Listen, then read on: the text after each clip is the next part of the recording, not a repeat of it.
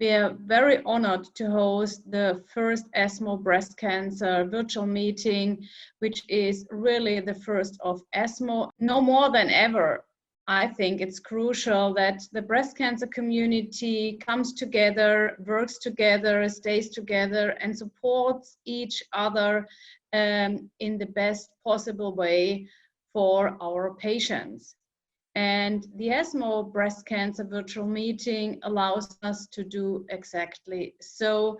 As you know, this year we had the COVID-19 pandemics, and ESMO faced the pandemics, reorganizing the meeting as a virtual meeting. We will have an outstanding lecture by Professor Sibylle Loibl on how to treat breast cancer patients during the COVID pandemics.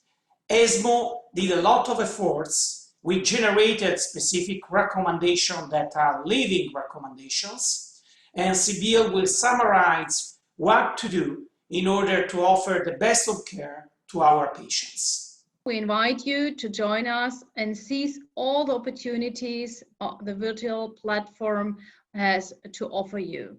So you will be able to gain deep insight and inspiration from nearly 100 speakers. We have educational sessions to offer. They will be followed by live Q&A sessions. And you can have, through chats, the possibility to further elaborate on the topics presented. You can browse the e-posters on demand over several days. We have the experience, an online exhibition area, and you can connect with the exhibitors as well. We have few on-demand satellite symposia, which will support you with additional information. On-demand satellite symposia and exhibition are already available from Thursday, the 21st of May, and the e-posters will be available from Friday, 22nd of May. So don't forget to register. It's for free.